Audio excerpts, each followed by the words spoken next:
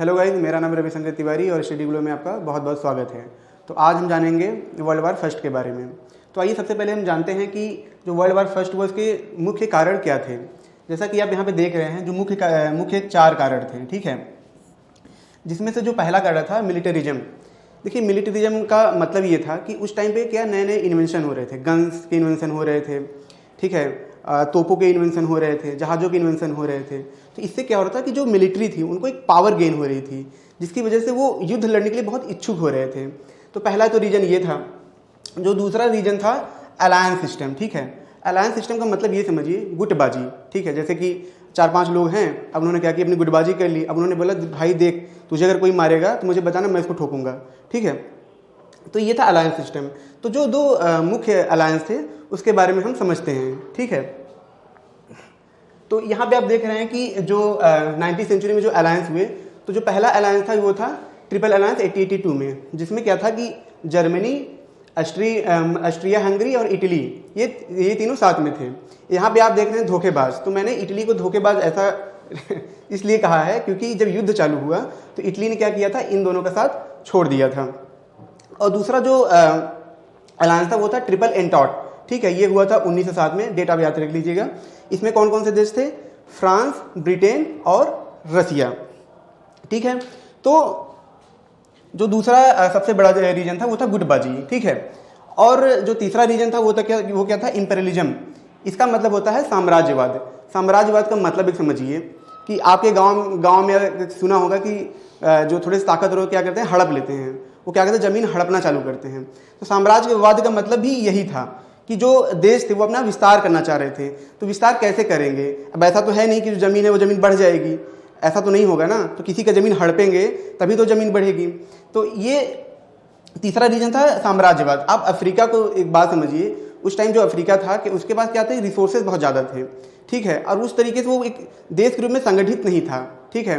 तो उस जगह को पाने के लिए जो ताकतवर जो देश थे वो क्या करते थे, वहाँ पे हमला करते थे, उस ज़मीन को हड़पना चाह रहे थे। तो ये भी एक वजह थी कि कई देश आके वहाँ पे टकराते थे, ठीक है।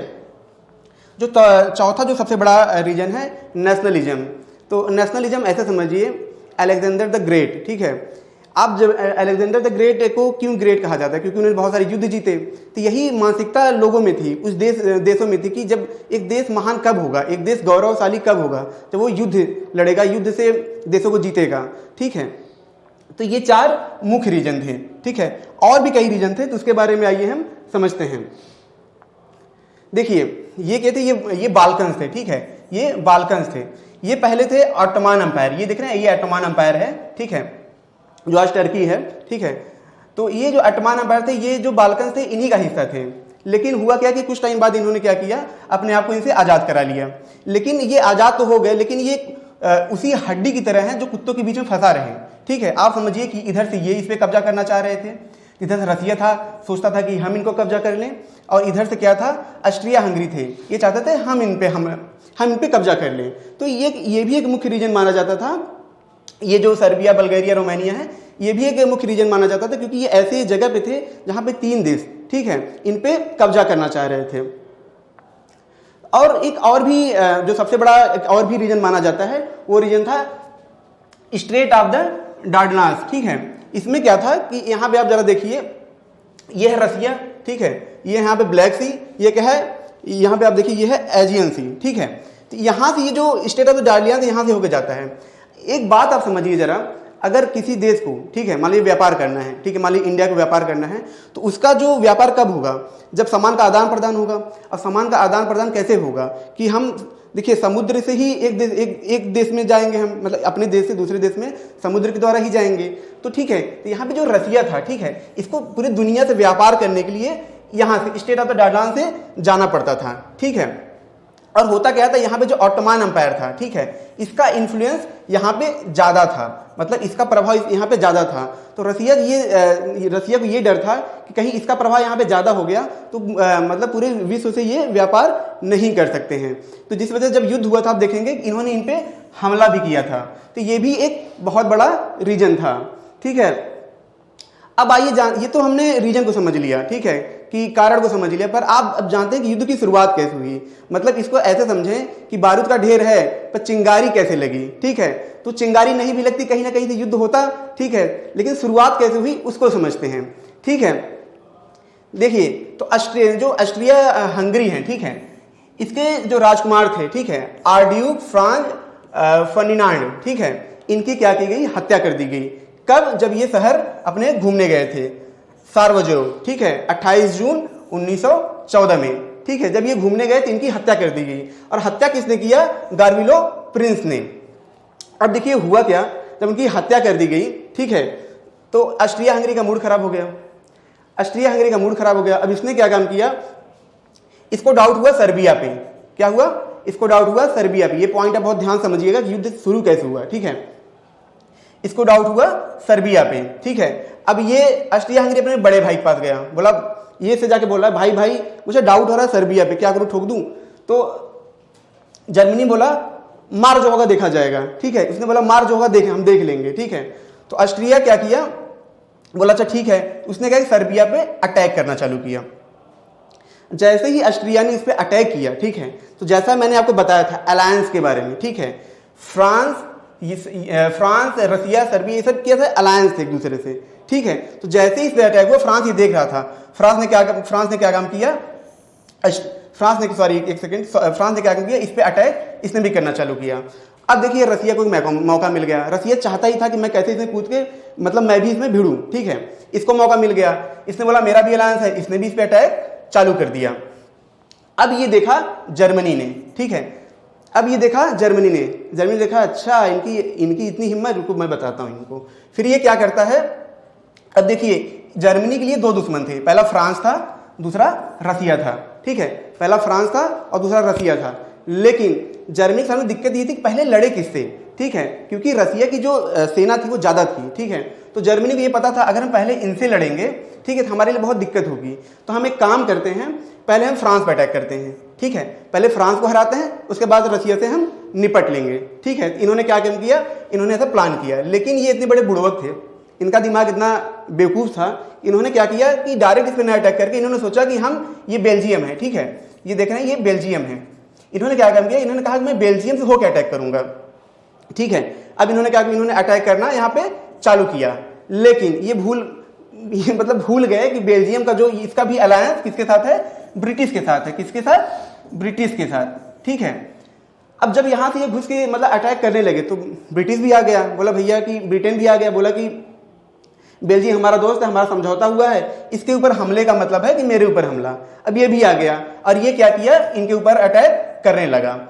देखिए जर्मन क्या था उस समय, काफ़ी जो जर्मन एम्पायर था काफ़ी पावरफुल था, ठीक है। तो उसने क्या काम किया, उसने आसानी से फ्रांस को तो हरा दिया, लेकिन वो स्पेन तक नहीं पहुंच पाया। ऐसा इसलिए नहीं हुआ क्योंकि तब तक ब्रिटेन की सेनाएं यहाँ पे आ गई थी और इन्होंने इनको काफ़ी हद तक रोकने में सफलता पाई। लेकिन यहाँ पे घाटा किसका हुआ? घाटा हुआ रसिया का, ठीक है। उस समय रसिया की लगभग 3 लाख, ठीक है, 3 लाख सेना मारी गई। अब देखिए इन दोनों में खींचातानी चल ही रही थी, जैसा कि मैंने आपको बताया था कि वो जो रास्ता था उसके लिए खींचातानी चल रही थी। इसको एक मौका मिल गया, क्या हुआ, इसको भी इसने बोला मार इसको। इसने भी क्या काम किया, यहाँ से इसमें अटैक करना चालू कर दिया, ठीक है। इस तरीके से युद्ध, देखिए युद्ध चालू हुआ यहाँ से, और लेकिन किस तरीके से युद्ध पूरे वर्ल्ड में फैलने लगा। तो आइए जानते हैं कि युद्ध का कहां तक फैलता है, ठीक है, ग्लोबल वार ये कैसे बनता है। हालांकि ये ग्लोबल लगभग हो चुका है, लेकिन और जानते हैं कि और युद्ध कहां लड़े गए। देखिए ये कॉलोनीज है अफ्रीकन टैंगो और तंजानिया, जहां पे क्या था, जर्मनी का, ये जर्मनी की कॉलोनीज थी, जहां पे जर्मनी ने अपनी कॉलोनीज बनाई थी। तो यहाँ पे क्या हुआ, यहाँ पे फ्रांस, ठीक है, फ्रांस और ब्रिटेन ने भी यहाँ हमला किया, तो युद्ध यहाँ भी छिड़ गया, ठीक है। और कहाँ हुआ, माइक्रोनेशियन एंड चाइनीज कॉलोनी, ठीक है, यहाँ पे भी जर्मन ने अपनी क्या की थी, कॉलोनीज बनाई थी। तो यहाँ पे क्या किया, जापान ने क्या काम किया, इन पे अटैक कर दिया, क्योंकि जापान का एक पुराना अलायंस था किसके साथ, ब्रिटेन के साथ। उन्होंने बोला कि ब्रिटेन के ऊपर हमला होने का मतलब है कि हमारे ऊपर हमला होना। इन्होंने क्या किया, इन्होंने भी अटैक कर दिया, इसमें जापान भी इस तरीके से आ गया, ठीक है। तो ये तो मैंने बताया था ओटोमान सी बम्बार्डमेंट, ब्लैक सी पोर्ट्स, रसिया, ये मतलब जैसा कि मैं आपको दिखा रहा हूँ, एक सेकेंड। देखिए जो ओटोमान एम्पायर इन्होंने यहाँ पे अटैक किया, तो जो मैंने आपको बताया ही था, ठीक है। अब क्या हुआ कि देखिए, जब ये युद्ध चालू हुआ तो इसमें जो ब्रिटिश था, ठीक है, जो ब्रिटेन थे, उन्होंने क्या था, भारत पे कब्जा किया था। तो जब भारत पे कब्जा किया था तो जब युद्ध हुआ तो उन्होंने भारत की भी सेनाएं लेके गए, लगभग कितना, 13 लाख सेनाएं लेके गए थे। और उस युद्ध में, ठीक है, लगभग 50,000 सेनाएं, किसकी सेनाएं, भारत की सेनाएं मारी गई। ठीक है, कहाँ युद्ध हुआ था, फ्रांस, मिडिल ईस्ट जो आज इराक है, ठीक है, इसमें और इजिप्ट के बीच में जब ये युद्ध हुआ था तो इसमें 50,000 इंडिया की सेनाएं मारी गई थी। और इसी की याद में इंडिया गेट बनाया गया है, इसी की याद में इंडिया गेट बनाया गया है। और इस तरीके से आप देखेंगे कि जो एक वर्ल्ड वार, जो एक दो देशों के बीच में जो वार चालू हुआ, ये पूरे विश्व में किस तरीके से फैला। ठीक है, तो ये इसका पूरा कॉन्सेप्ट था। और तो जैसा कि हमने देखा कि ये जो चिंगारी थी किस तरीके से पूरे दुनिया में फैली और पूरे दुनिया में किस तरह युद्ध का माहौल बना और युद्ध चालू हुआ। युद्ध तो शुरू हो गया था, पर इस युद्ध की समाप्ति कैसे हुई, आइए हम ये जानते हैं। ठीक है, तो यहाँ पे क्या था कि अमेरिका का एक जहाज था जिसमें उनके लोग बैठे हुए थे और जर्मनी ने क्या किया, इसके ऊपर हमला कर दिया। जैसे ही जर्मनी ने इनके ऊपर हमला किया तो अमेरिका का गुस्सा 7वें आसमान पे चढ़ गया। उसके बाद अमेरिका ने क्या किया, वो भी इस युद्ध के मैदान में उतरा और सभी देशों ने मिलकर क्या किया, जर्मनी को हरा दिया। जैसा कि आप जानते ही हैं, जब कोई देश हारता है उसमें क्या होता है कि एक संधि साइन की जाती है, ट्रीटी होती है। तो यहाँ पे जो संधि की गई उसका नाम था ट्रीटी ऑफ वर्साइल। ठीक है, उसका नाम था ट्रीटी ऑफ वर्साइल। इसके तहत जर्मनी को क्या हुआ कि मुआवजा देना पड़ा। कौन सा मुआवजा, जितनी सारी हानि हुई थी। ठीक है, और यही वजह बनी द्वितीय विश्व युद्ध की। तो थैंक यू सो मच। ये लेक्चर आपको कैसा लगा प्लीज़ कमेंट करके बताएं।